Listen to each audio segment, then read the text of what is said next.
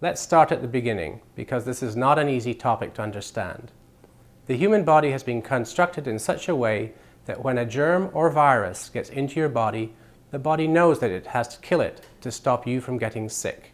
When the virus is in your body, it sends out a special signal. The body receives the signal and understands that it has to make enough immunity to destroy the virus before it begins to make you sick. Most people don't know this, but every time your body meets a virus, it remembers that virus and knows how to fight it if it ever comes back. The body, however, is not always fast enough or strong enough to make immunity in the amounts you need at the time that you need it, and so you sometimes end up getting sick.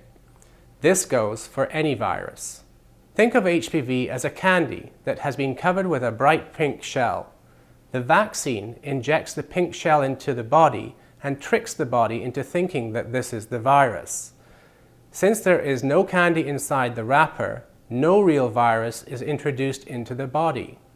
Once tricked, the body starts making immunity to kill the pink shells and remembers that it has created protection against this virus. So if you ever get the real virus from somebody who is infected, your body will recognize the infection and start destroying it right away.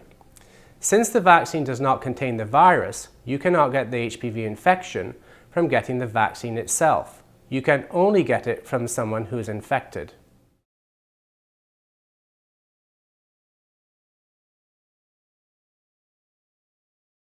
Two HPV vaccines have been approved in Canada. The Gardasil vaccine was approved in 2006, and Cervarix vaccine was approved 4 years later in 2010.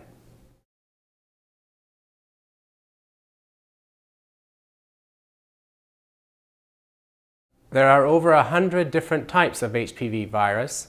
Many of them are harmless, and the body clears them up by itself.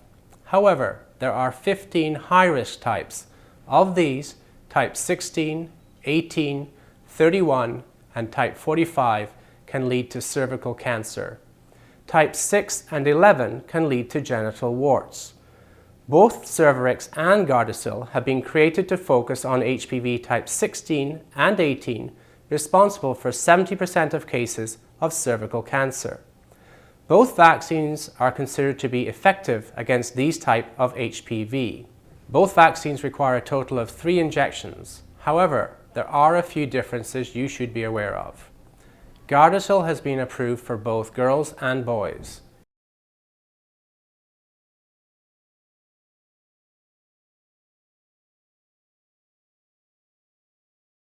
Cervarix is approved only for girls. Gardasil is also proven to prevent HPV types 6 and 11, responsible for 90% of cases of genital warts.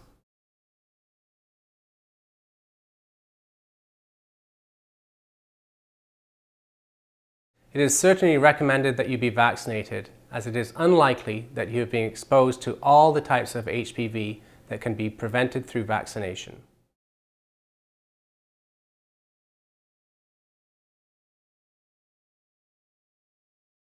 The approximate cost of the vaccine is $300 for the Cervarix and $450 for the Gardasil. In some provinces, the cost of the vaccine is covered by the government. In other provinces, the cost is covered by certain insurance companies.